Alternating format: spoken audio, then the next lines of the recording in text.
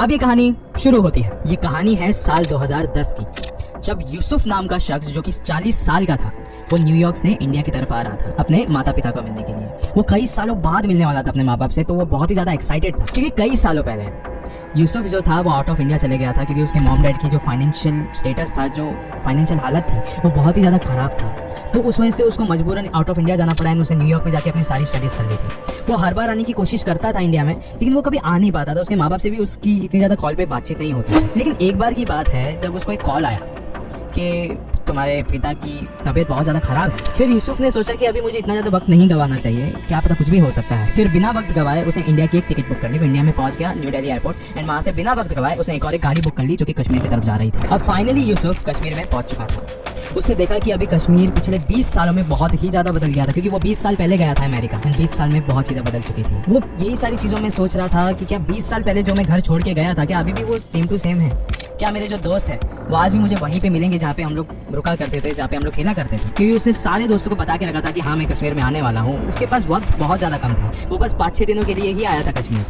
उसे वापस जाना था, लेकिन उसे बहुत सारे लोगों से मिलना था। अब यूसुफ की गाड़ी फाइनली यूसुफ के घर की तरफ मुड़ चुकी थी, एंड यूसुफ जाते जाते ये सारी चीज़ें देख रहा था कि उसका जो मोहल्ला है, जो उसने 20 साल पहले छोड़ा था, वो अभी भी वैसे का वैसा ही है। सारे दुकान वैसे के वैसे, सारे घर वैसे के वैसे। उसने देखा कि जिस दुकान से वो बचपन में बिस्किट वगैरह, चॉकलेट वगैरह लिया करता था, वो आज भी वैसे का वैसा ही है। एंड आज के समय में उस दुकानदार का बेटा उस दुकान को चला रहा है। वो ये सब कुछ देख के बहुत ज़्यादा खुश हुआ। अभी उसका एक्साइटमेंट और भी ज़्यादा बढ़ गया था क्योंकि अब वो फाइनली उसकी जो गाड़ी थी वो उसके घर के सामने आके रुक गई। वो अपने घर के पास गया, उसने नॉक किया, लेकिन किसी ने भी दरवाज़ा खोला नहीं। उसने और ज़्यादा नॉक किया, किसी ने भी दरवाज़ा खोला नहीं। फिर और भी बहुत ज़्यादा भी भीड़ आने लग गई थी आसपास यूसुफ के, क्योंकि यूसुफ वही लड़का था जिसने 20 साल पहले अपने माँ बाप से झगड़ कर इंडिया को छोड़ा था और अमेरिका चला गया था। लोग उसको घूर घूर के देख रहे थे। यूसुफ भी बहुत ज़्यादा अनकंफर्टेबल होने लग गया। उसने बोला ये क्या है यार, घर पे अभी कोई भी नहीं है, मैं काम करता हूँ, शाम में वापस आ जाऊँगा। एंड वो फिर अपने घर से वापस जाने के लिए मुड़ गया। वो जैसे ही मुड़ा ना, पीछे से दरवाज़ा अपने आप खुल गया। उसे लगा कि शायद से हवा चल रही है, इसके लिए वो अपने आप खुल गया होगा।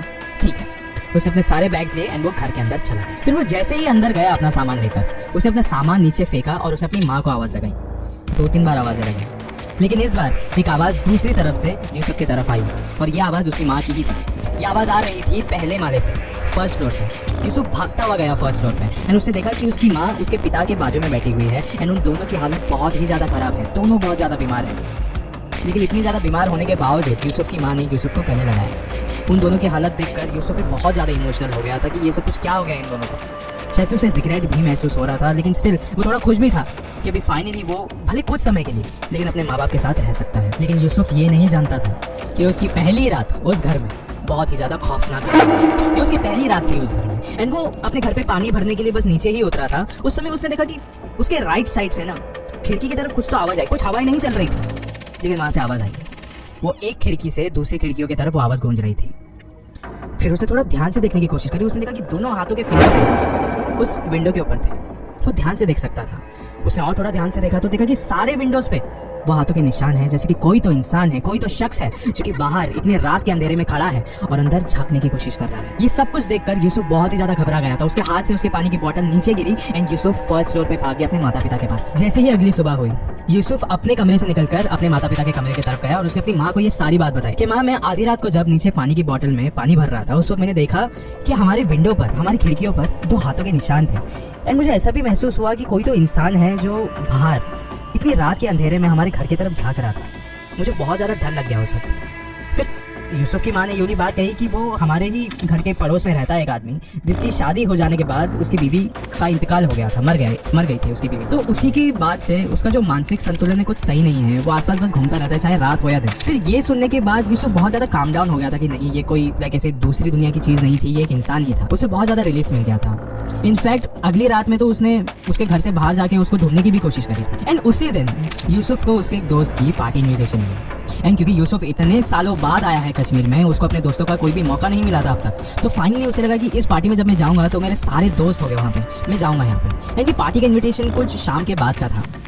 जब योगी बात यूसुफ ने अपने माता पिता को बताई तो यूसुफ के जो पिता थे उन्होंने यूसुफ को एक बात कान खोल के सुनने को कही थी कि कुछ भी हो जाए, तू जहाँ पे भी जा रहा है, तू चाहे पार्टी में जा रहा है या कहीं पे भी जाए, बस रात को 12 बजने से पहले घर पे आ जाना।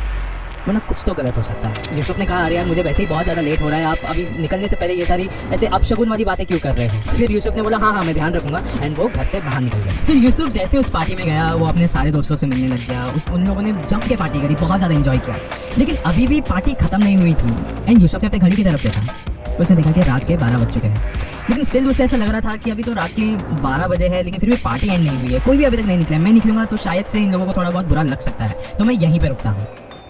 फिर यूसुफ का एक दोस्त आया उसके पास, दानिश। उसके सारे दोस्तों को थोड़ा तो अजीब लग रहा था, लेकिन दानिश उसके पास आया और उसने बोला कि भाई शायद से तुझे यहाँ पे नहीं रुकना चाहिए आधी रात तक, तुझे घर चले जाना चाहिए।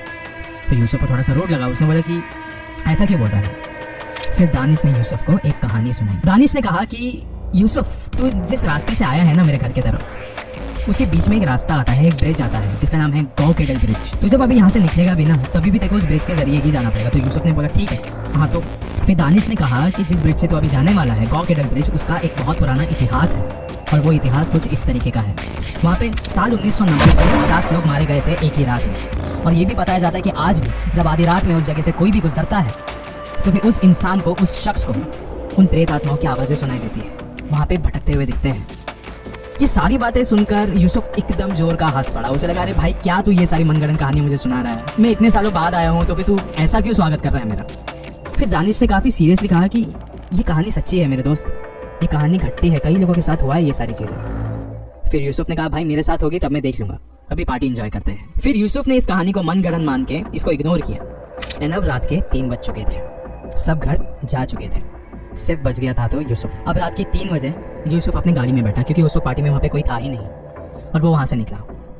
रास्ते भर यूसुफ के दिमाग में यही जो उसके दोस्त दानिश ने बात कही थी वही घूम रही थी बार बार, कि शायद हो सकता है कि गॉकेडल रोड में ऐसा कुछ हादसा हो सकता है उसके साथ। यानी अभी गॉकेडल, ये जो ब्रिज था, वो आ ही रहा था अभी उसके नज़रों के सामने। यानी उसे देखा कि ब्रिज के कोने में एक छोटी बच्ची खड़ी है, एंड वो रो रही है। फिर उसके बाद यूसुफ को थोड़ा लगा कि भाई ये क्या है ना, कितने आधी रात में 3 बज रहे हैं यार, ये लड़की इतने सुनसान जगह पे एक ब्रिज पे खड़ी होकर रो क्यों रही है। फिर उसको लगा कि नहीं यार, शायद हो सकता है कि ये कोई प्रेत आत्मा हो, लेकिन यूसुफ अपने उसूलों का एकदम पक्का था। उसको लग रहा था कि नहीं, ये सारी कहानी मनगढ़ंत है, मैं इसकी मदद कर देता हूँ। वो बस सोच ही रहा था इसके बारे में कि वो अभी गाड़ी रोकेगा। लेकिन गाइस, आप सबको पता है कि आधी रात में जब 3 बज रहे हो, रास्ते में सुनसान है, वीराना है, अंधेरा है, और आपको वहाँ पे जब कोई मिल जाता है, किसी से मुलाकात हो जाती है, तो इंसान है या कोई प्रेत आत्मा, उसका कोई भी चांस नहीं होता है। अब यूसुफ ने अपना एक पक्का फैसला कर लिया था कि उसको अभी अपनी गाड़ी रोक देनी थी। उसने वो गाड़ी को रोक दिया। जैसे ही उसने गाड़ी रोका, तो वो जो बच्ची की आवाज़ आ रही थी रोने की, वो अचानक से बंद हो गई। एंड उसे ना महसूस हो रहा था कि कोई तो अभी ना उसके गाड़ी की तरफ तो आ रहा है, कदमों की आवाज़ आ रही थी उसे। उसे अपने विंडो की तरफ देखा तो उसे एक चीज़ महसूस हो रही थी कि कोई तो उसके शीशे की तरफ बढ़ रहा है। उसे जैसे ही विंडो को नीचे किया, उसके आंखों के सामने एक छोटी सी बच्ची खड़ी थी। फिर यूसुफ गाड़ी से बाहर उतरा, एंड उसने उस लड़की के पास जाके पूछा कि आप रो क्यों रहे थे जब से।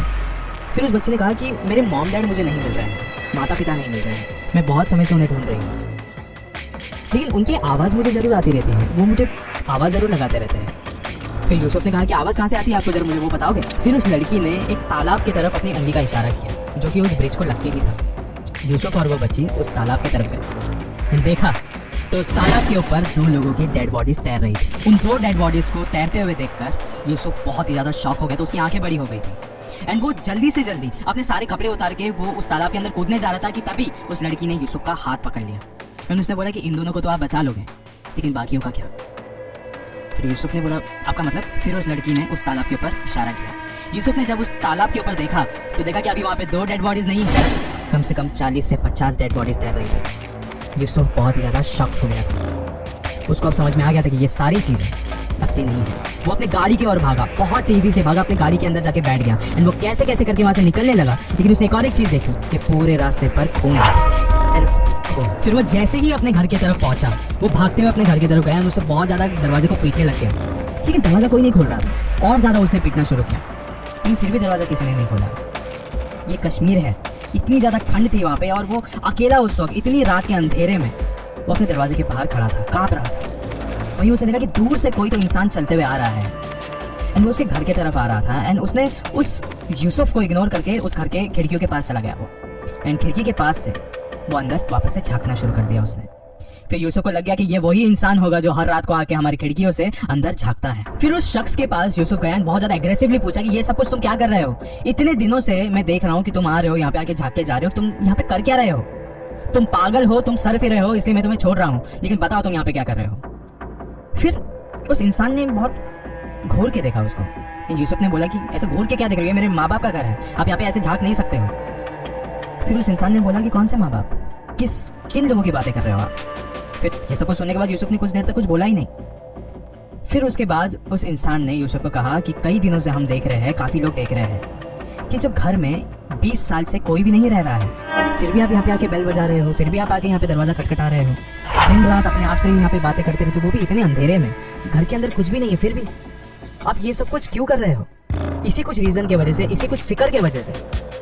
जो यहाँ के मोहल्ले वाले हैं वो डर के मारे उन्होंने मुझे ये वाली बात कही है कि आप यहाँ पे आके निगरानी रखो कि आपको कुछ हो ना जाए, आप ये सारी चीजें क्या कर रहे हो, इसके लिए मैं आपके घर में झांक रहा था। ये सब बातें सुनने के बाद यूसुफ ने बस इतना ही कहा कि आप झूठ बोल रहे हो, ऐसा नहीं हो सकता। फिर उस आदमी ने यूसुफ को एक जगह पे शांति से बिठाया और कहा कि शायद से आप 20 साल से यहाँ पे नहीं हो, इसलिए आप इन बातों से अनजान हो। उस आदमी ने कहा कि आज से 20 साल पहले आपके माँ बाप एक प्रोटेस्ट का हिस्सा थे यहाँ पे कश्मीर में। उस प्रोटेस्ट में 50 से 100 लोगों की मौत हुई थी, सब लोगों को गोलियों से छन्नी कर दिया था और सब लोगों की मौत हो गई थी उस समय। बताया जाता है कि उस जगह पे गांव केडल ब्रिज पर आज भी उन लोगों की प्रेत आत्माएं भटकती है, रोती है, चीखती है, चिल्लाती है, मदद मांगती है। कोई भी अगर उनकी पुकार सुन लेता है तो फिर उनको बहुत ज़्यादा घिनौनी चीज़ें सुननी पड़ती है, बहुत ही घिनौनी चीज़ें देखनी पड़ती है। और जहाँ तक बात रही है आपके माँ बाप की, तो आप जिनसे इतने समय से बात कर रहे हो वो शायद से आपके माँ बाप ही है, लेकिन वो जिंदा नहीं है, उनकी आत्माएं हैं जिससे आप बात कर रहे हो। वो और भी ज़्यादा जीवित महसूस कर रहे हैं आपसे मिलने के बाद। लेकिन एक बात का आप ध्यान रखो और एक बात कान खोल के सुन लो कि आपके आसपास आपको जो भी दिख रहा है,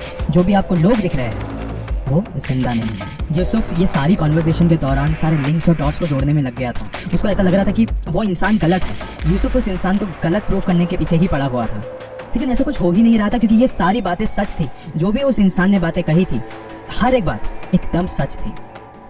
यूसुफ ये सारी बातों को एक बुरा सपना समझ के भूल जाना चाहता था, लेकिन उसके माँ बाप को खोने का दुख वो बिल्कुल भी सहन नहीं कर पा रहा था। तो वापस से वो न्यूयॉर्क की तरफ चला गया। एंड गाइस, लिटरली आज भी ये बात कही जाती है कि कश्मीर का वो ब्रिज, गांव केडल ब्रिज, आज भी उतना ही ज़्यादा खौफनाक है। ये कहानी तो साल 2010 की है, लेकिन आज साल 2024 में भी वो ब्रिज उतना ही ज़्यादा खौफनाक है। आधी रात में वहाँ पे कोई भी नहीं भटकता है। ये बात कही जाती है ना कि अगर कहीं पे भी किसी भी इंसान की मौत हुई है, उसकी कोई इच्छा अधूरी रह गई है, तो वो कभी भी उस इलाके को छोड़ता नहीं है। अगर आप भी कभी किसी इलाके में ऐसे पहुँच गए हो और आपको ऐसी कोई इतिहास पता है कि हाँ यहाँ पे किसी की मौत हुई है कई सालों पहले, उसकी कोई ना कोई इच्छा अधूरी रह गई थी, तो वहाँ से निकल जाइए। जितना जल्दी हो सके निकल जाइए, चाहे वो आपका घर क्यों ना हो। वरना हो सकता है कि वो अपनी अधूरी इच्छा आपके ज़रिए पूरी करनी चाहिए।